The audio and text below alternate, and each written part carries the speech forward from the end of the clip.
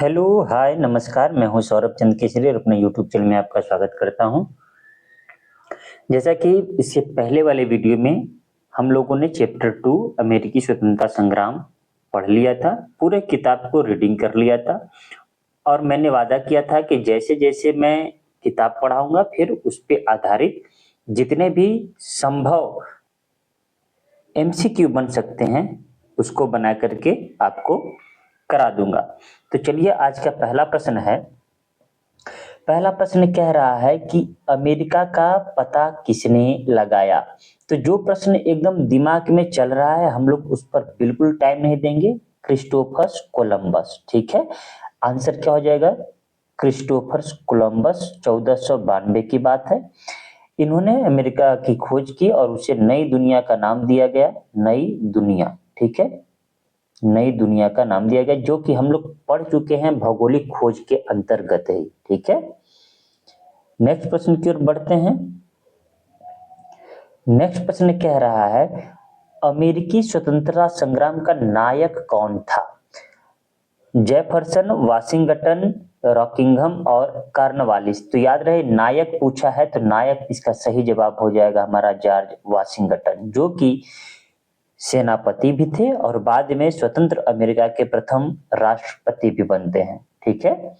Next प्रश्न की ओर बढ़ते हैं। मैं पढ़ा चुका हूं इसलिए जहां पर लगेगा एक्सप्लेनेशन वहीं करूंगा, अदरवाइज स्पीड से बढ़ जाऊंगा। कह रहा है नेविगेशन एक्ट कब पास हुआ था? ये एक फैक्ट है, आप कॉपी पर राइट डाउन करिएगा, ठीक है ना।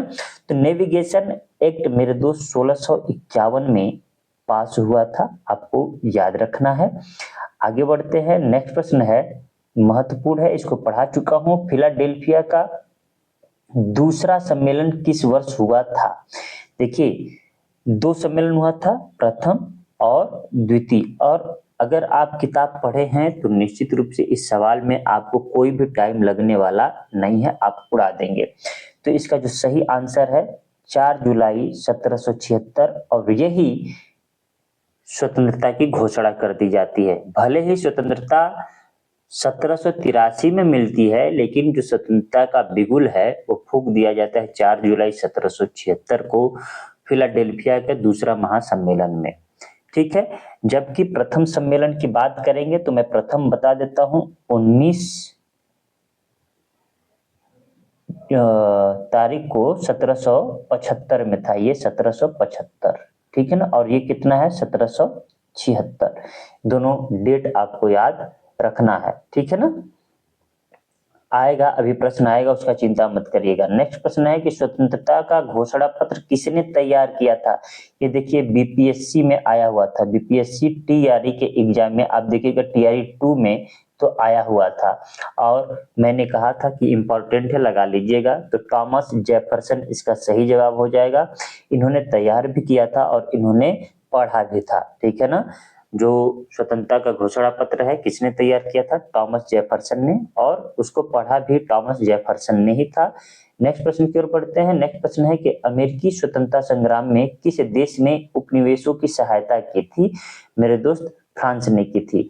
फ्रांस इस क्यों किया था, मैंने इसका कंसेप्ट भी बताया था कि इंग्लैंड और फ्रांस के बीच में सप्तवर्षीय युद्ध होते हैं और सप्तवर्षीय युद्ध में फ्रांस का पराजय होता है, जिसका बदला लेने के लिए अमेरिकी उपनिवेशों की सहायता करता है फ्रांस। किसके खिलाफ? इंग्लैंड के खिलाफ। और इसमें अमेरिकी स्वतंत्रता प्राप्त होती है, अमेरिकी उपनिवेश को जीत मिलती है, इससे इनका भी बदला पूरा हो जाता है। नेक्स्ट प्रश्न की ओर बढ़ते हैं। नेक्स्ट प्रश्न है हमारा, अमेरिकी स्वतंत्रता संग्राम का तत्कालिक कारण क्या था? यह भी इंपॉर्टेंट प्रश्न है और आया हुआ एग्जाम में है। इसका तत्कालिक कारण बोस्टन टी पार्टी था। देखिए, कारण तो कई थे, भौगोलिक दूरी था, जॉर्ज तृतीय का निरंकुश शासन था, ठीक है, बोस्टन टी पार्टी था, मतलब बहुत सारी चीजें थी। लेकिन याद रखिएगा, सबसे तत्कालिक कारण जब भी पूछे तो आपको बोस्टन टी पार्टी याद रखना है। इसका 1773 में यह घटना हुई थी, बोस्टन टी पार्टी, और ये डेट भी एग्जाम में पूछा हुआ है, ठीक है मेरे भाई। तो नेक्स्ट प्रश्न की ओर बढ़ते हैं। कह रहा है कि स्वाधीनता के पुत्र पुत्रियां नामक संस्था स्थापित की गई। देखिए, जब मैं पढ़ा रहा था थियरी तो उसमें उस किताब में यह चीज दिया हुआ था। तो आपको रटा रटाया होगा। हम लोग क्या पढ़ रहे हैं? अमेरिकी स्वतंत्रता संग्राम पढ़ रहे हैं। तो अमेरिकी स्वतंत्रता संग्राम के दौरान ही स्वाधीनता के पुत्र और पुत्रिया नामक संस्थाएं स्थापित की गई थी। नेक्स्ट प्रश्न है, अगर नहीं आप पढ़े हैं वो किताब, वो वीडियो नहीं देखे तो एक बार 1 घंटा 45 मिनट का टाइम लगेगा, आप उसको देख लीजिए, फिर इसको देखिए, आपको मजा आ जाएगा। और दिमाग में देखिए, अगर हम थियरी करने के बाद, ठीक है ना, थियरी करने के बाद अगर हम निश्चित रूप से एमसीक्यू करते हैं तो वो हमारे माइंड में जल्दी आ जाता है। समझे? पहले थियरी कर लीजिए, फिर उसके बाद में क्या करिए? एमसीक्यू। कह रहा अमेरिकी उपनिवेशों का सेनापति कौन था? देखिए कितना फटाफट प्रश्न बन रहा है, जॉर्ज वाशिंगटन। ठीक है, तो इसलिए किताब को पढ़ना जरूरी है, फिर आप एमसीक्यू लगाइए, आपका ज्ञान अस्थायी हो जाएगा। अमेरिका की राजधानी कहाँ है? तो क्या इसको बताना पड़ेगा क्या कि वाशिंगटन है? सभी को याद रहेगा अमेरिका की राजधानी कहाँ है भाई? Washington DC. तो वाशिंगटन है इसमें ऑप्शन, तो वाशिंगटन हमने लगा दिया। नेक्स्ट प्रश्न है कि कॉमन सेंस रचना किसने की थी? मोस्ट इंपॉर्टेंट प्रश्न, इनसे डबल स्टार लगा दिया हूं। टॉमस पेन ने इसकी रचना की थी।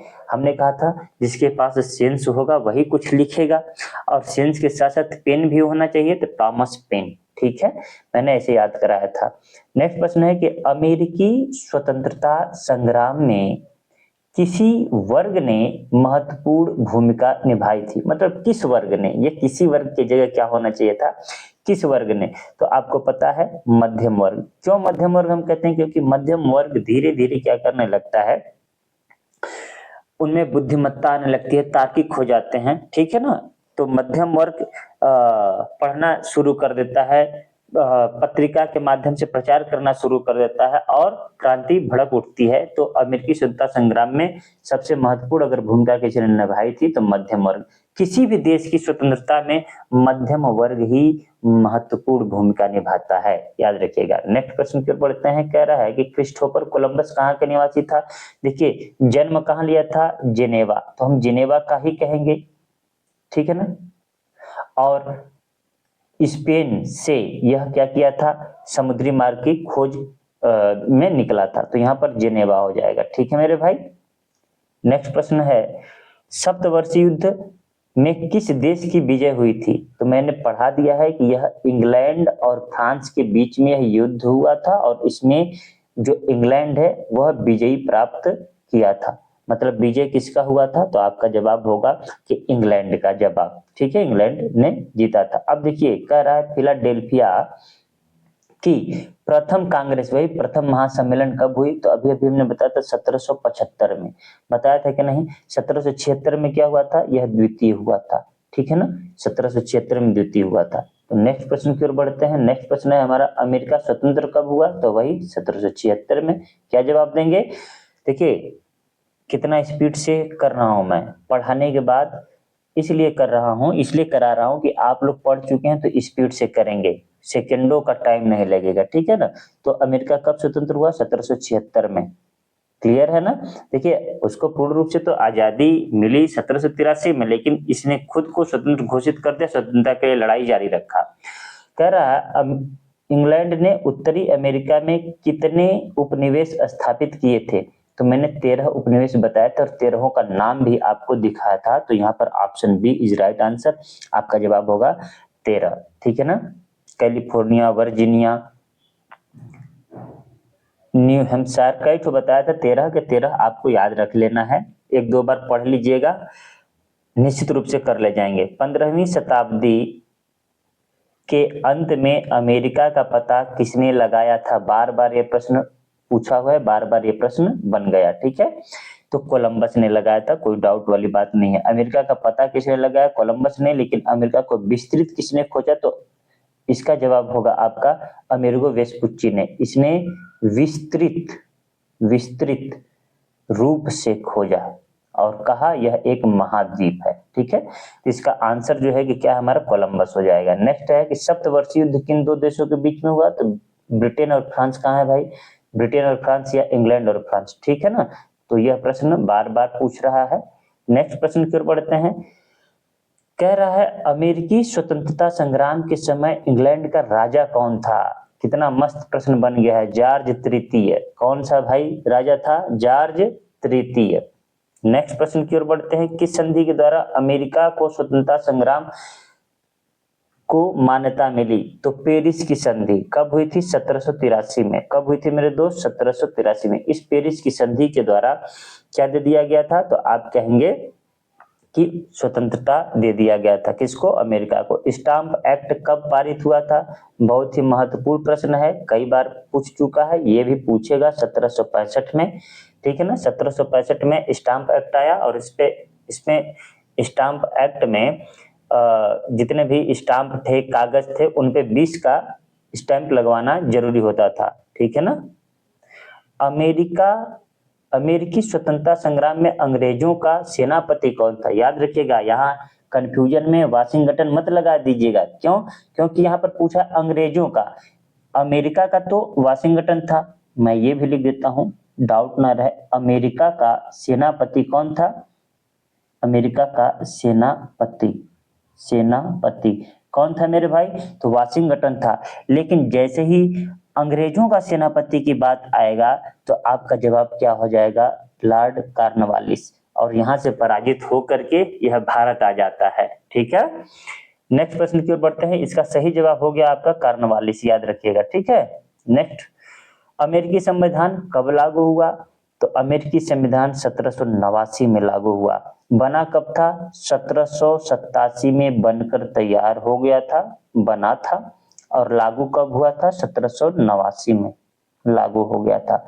मॉन्टेस्क्यू का जो शक्ति पृथक्करण सिद्धांत था, शक्ति पृथक्करण सिद्धांत सर्वप्रथम यहीं पर लागू हुआ।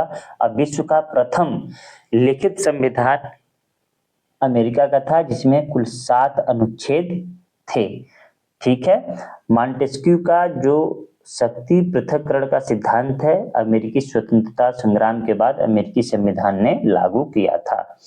नेक्स्ट प्रश्न कह रहा है विश्व में प्रथम लिखित संविधान किस देश का है? अभी बताया अमेरिका, तो रटने की जरूरत नहीं है, आगे बढ़ जाते हैं। कह रहा है किस संधि के द्वारा अमेरिकी स्वतंत्रता संग्राम को मान्यता मिली? तो पेरिस की संधि 1783। आगे बढ़ जाते हैं।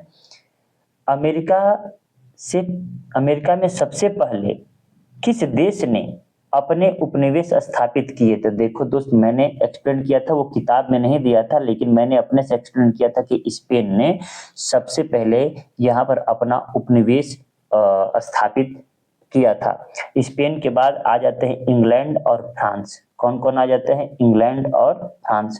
और यह दोनों काफी मजबूत रहते हैं और अपना वर्चस्व स्थापित करने के लिए इन्हीं दोनों के बीच में सप्तवर्षीय युद्ध हो जाता है। तो अगर प्रथम सवाल जब भी पूछे तो आपको राइट डाउन कर लेना स्क्रीन में, मैंने आपको पढ़ाते समय इसको लिखवाया था। अब अगर नहीं लिख पाए हैं तो आप लिख लीजिएगा। नेक्स्ट प्रश्न की ओर बढ़ रहे हैं। नेक्स्ट प्रश्न है हमारा, किसी संधि के द्वारा अमेरिकी स्वतंत्रता संग्राम को मान्यता मिली? कई बार रिपीट हो गया है, गलती हमने कर दिया, ये ऊपर जाना था नीचे चला आया। ठीक है, ये इस तरीके से। प्रतिनिधित्व नहीं तो कर नहीं, देखिए प्रश्न आ गया ना, का नारा किसने दिया था? तो याद रखिएगा सैमुअल एडम्स ने। एकदम मैंने अंडरलाइन भी किया था, प्रतिनिधित्व नहीं तो कर नहीं, नारा किसने दिया? सैमुअल एडम्स ने। और सवाल जानते हैं क्या पूछा था? सैमुअल एडम्स का नाम ना दे करके दिया था ब्रिटेन ने, अमेरिका ने, फ्रांस ने, ऐसे करके। तो सैमुअल कहाँ का था? अमेरिका का था। और अमेरिकी स्वतंत्रता संग्राम के दौरान ही प्रतिनिधित्व नहीं तो कर नहीं का नारा गूंजा था, और यह नारा सैमुअल एडम्स ने दिया था। नेक्स्ट प्रश्न की ओर बढ़ते हैं। नेक्स्ट प्रश्न है स्टाम्प एक्ट किसने लगाया?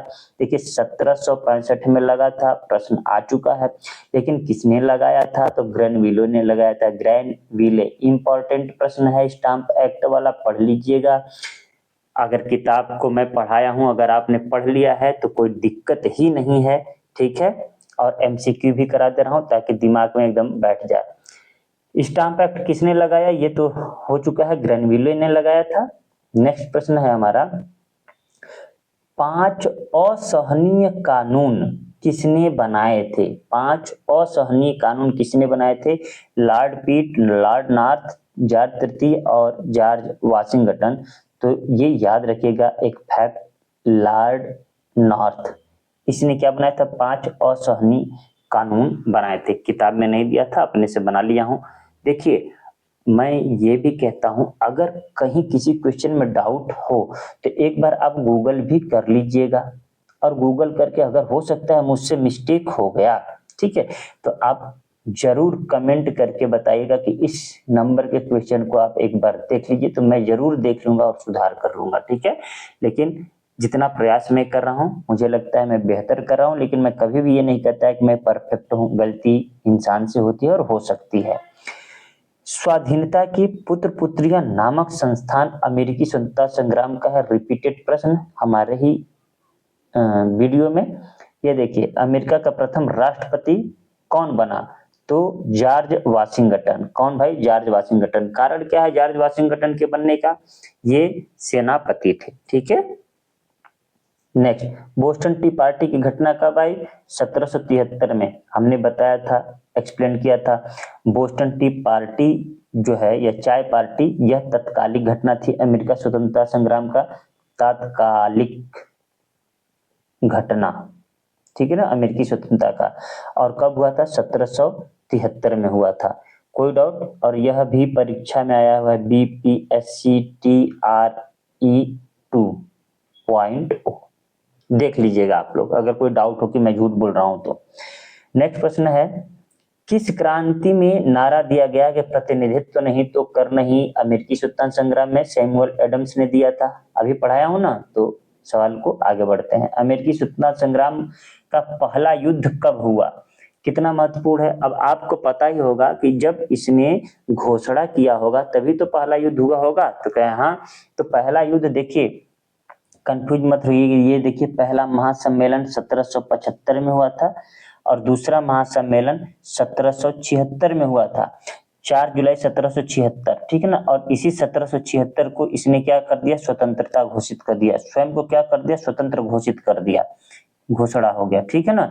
लेकिन ये जो पहला युद्ध हुआ तो 1775 में हुआ था, याद रखिएगा। मतलब पहला कांग्रेस जो हुआ, मतलब पहला फिलाडेल्फिया का महासम्मेलन हुआ 1775 में, वहीं से स्वतंत्रता संग्राम का पहला युद्ध हुआ, पहला संघर्ष हुआ, ठीक है। अब 1776 आते आते स्वतंत्र घोषित कर देते हैं, लेकिन वो युद्ध चलता रहता है। बाद में पेरिस की संधि होती है और 1783 में अमेरिका को स्वतंत्र कर दिया जाता है। नेक्स्ट प्रश्न की ओर बढ़ते हैं। नेक्स्ट प्रश्न है हमारा, अमेरिकी स्वतंत्रता संग्राम का पहला युद्ध कब हुआ। देखिए 19 अप्रैल 1775, ठीक है ना, बहुत ज्यादा कंफ्यूजन ना होना चाहिए। 19 अप्रैल 1775 जब आप गूगल करेंगे तो यही मिलेगा। कभी अगर परीक्षा में 18 अप्रैल दे दिया और 19 अप्रैल नहीं दिया है, 18 अप्रैल 1775, तो उसको भी आप आंसर मान लेंगे, ठीक है, कोई दिक्कत नहीं होनी चाहिए। तो पहला युद्ध कब हुआ, 1775 में हुआ था मेरे भाई, याद रखिएगा, 19 अप्रैल 1775 में। नेक्स्ट है कि अमेरिकी स्वतंत्रता संग्राम का पहला युद्ध कहां हुआ था। देखिए पहले तो कब हुआ था पूछा, 19 अप्रैल 1775 में हुआ था, ये आपको पता हो गया। अब कहां हुआ था, तो याद रखिएगा फिलाडेल्फिया शहर में हुआ था। कहां हुआ था, फिलाडेल्फिया में। क्यों, क्योंकि यही प्रथम महासम्मेलन होता है फिलाडेल्फिया का, और यहीं से युद्ध, यहीं से संघर्ष आरंभ हो जाता है, ठीक है। नेक्स्ट है कि जॉर्ज तृतीय की किस नीति के कारण उपनिवेशवासियों में आक्रोश पनपा। इसकी तो कई नीति थी, लेकिन जो सबसे महत्वपूर्ण जो कारण बना वो व्यक्तिगत शासन की नीति जो थी, निरंकुशता की नीति जो थी, वो कारण बन गई किस चीज का, तो आप कहेंगे कि वह कारण बन गई स्वतंत्रता के लिए आक्रोश पनपा, इसी कारण, ठीक है ना, व्यक्तिगत शासन के कारण। कोई डाउट नहीं होनी चाहिए मेरे भाई। आगे बढ़ते हैं। नेक्स्ट प्रश्न है, धीरे धीरे हम लोग अंतिम प्रश्न की ओर बढ़ रहे हैं, ठीक है। अमेरिकी उपनिवेशवासी ईसाई धर्म के किस संप्रदाय को मानते थे। देखिए 2 लोग थे, ठीक है ना, एक तो एंग्लिकन, एक प्यूरिटन। लेकिन अमेरिकी किस चीज को मानते थे, तो प्यूरिटन के। किसको मानते थे, प्यूरिटन के, क्योंकि वो एंग्लिकन के कारण ही वहां से मतलब ब्रिटेन से अमेरिका में आ जाते हैं और वहां पर रहने लगते हैं और वहां पर एक उपनिवेश बना लेते हैं और रहने लगते हैं।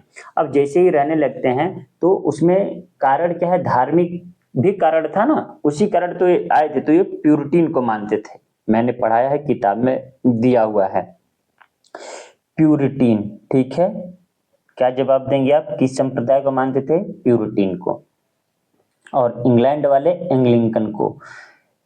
नेक्स्ट है कि क्यूबेक एक्ट किस देश के लिए पास हुआ था। Quebec act Japan, Canada, Japan, France और रूस। किसके लिए हुआ था मेरे भाई, तो कनाडा के लिए हुआ था, याद रखिएगा। किसके लिए हुआ था, कनाडा के लिए। क्यूबेक एक्ट, ये इंपॉर्टेंट है, इसको हल्के में नहीं लेना है। क्यूबेक एक्ट, और राइट डाउन करके लिख लीजिएगा कि ये कनाडा के लिए पारित हुआ था। नेक्स्ट, आयरिश फ्री स्टेट किस स्टेट को कहा गया। आयरिश फ्री स्टेट किस, देखो आयरिश का मतलब क्या होता है, आयरलैंड, तो यहाँ पर जो जवाब देंगे आयरलैंड होगा। ठीक है ना, आयरिश फ्री स्टेट। जब हम लोग पढ़ रहे थे किताब तो अंतिम पेज आते आते यही सब पढ़ रहे थे। तो आयरिश फ्री स्टेट किस स्टेट को कहा गया, तो आयरलैंड को कहा गया। नेक्स्ट है कि नई दुनिया किस देश को कहा गया, तो अमेरिका को कहा गया। ठीक है, किस देश को कहा गया, अमेरिका को कहा गया। आगे बढ़ जाते हैं, शक्तिकरण पृथक, जो शक्ति पृथक्करण सिद्धांत है किसने दिया था, अभी अभी मैंने एक्सप्लेन किया था कि मॉन्टेस्क्यू ने दिया था। किसने दिया था मेरे भाई, मॉन्टेस्क्यू ने। ये इंपॉर्टेंट है, याद रखना है। शक्ति के पृथक्करण में इन्होंने ही कार्यपालिका, विधायिका और न्यायपालिका का जिक्र किया था, और इसी को अमेरिका जब स्वतंत्र होता है और संविधान उसका बनता है और संविधान जब लागू होता है तो मॉन्टेस्क्यू के शक्तिकरण पृथक्करण सिद्धांत को लागू कर दिया जाता है। कह रहा है नेक्स्ट प्रश्न कि किस वर्ष आयरलैंड की संसद को स्वतंत्र स्थान प्राप्त हुआ। देखिए ये लास्ट पेज वाला जब मैं पढ़ा रहा था तो लास्ट पेज में यह था, और इसका सही जवाब हो जाएगा 1782। आप देखिएगा, अगर नोट्स बना रहे होंगे, वन पॉइंटर लिख रहे होंगे, तो एक भी क्वेश्चन बाहर आपका नहीं गया होगा। 1782 इसका सही आंसर है। ठीक है ना, अमेरिकी उपनिवेशों में प्रशासन का प्रधान कौन होता था, तो अमेरिकी उपनिवेशों में कौन होता था, क्या गवर्नर होता था या सेनापति या राष्ट्रपति। तो भाई जब भी अमेरिकी उपनिवेशों की बात आएगी तो उस पर शासन करने वाला कौन था, तो ब्रिटेन का था, तो ब्रिटेन के हमेशा गवर्नर हुआ करते थे। लेकिन जब अमेरिका की बात आएगी तो अमेरिका में तो सेनापति होते थे जो कि लड़ाई के लिए लड़े थे। ठीक है ना, तो यहाँ पर जब बात भी आएगी कभी भी, चाहे भारतीय उपनिवेश की बात आए चाहे किसी भी उपनिवेश की बात आए, तो वहां पर गवर्नर ही जवाब होगा। तो इस तरीके से हम लोगों ने टोटल 45 क्वेश्चन कर लिए, जिसमें से काफी रिपीटेड भी प्रश्न थे। मानकर चलिए हमने 40 क्वेश्चन तो कंफर्म है कि इससे बना लिए थे, और मुझे लगता है कि यह बेस्ट तरीका है, पहले थियरी करना और उसके बाद में उसका एमसीक्यू करना। मैं आप लोगों के लिए प्रयास कर रहा हूं, अगर मेरा प्रयास सकारात्मक लग रहा है आप लोगों को तो मुझे अप्रिशिएट करें। उसके लिए आप चैनल को सब्सक्राइब करें, वीडियो को शेयर करें। मिलते हैं नेक्स्ट वीडियो में, तब तक के लिए नमस्कार।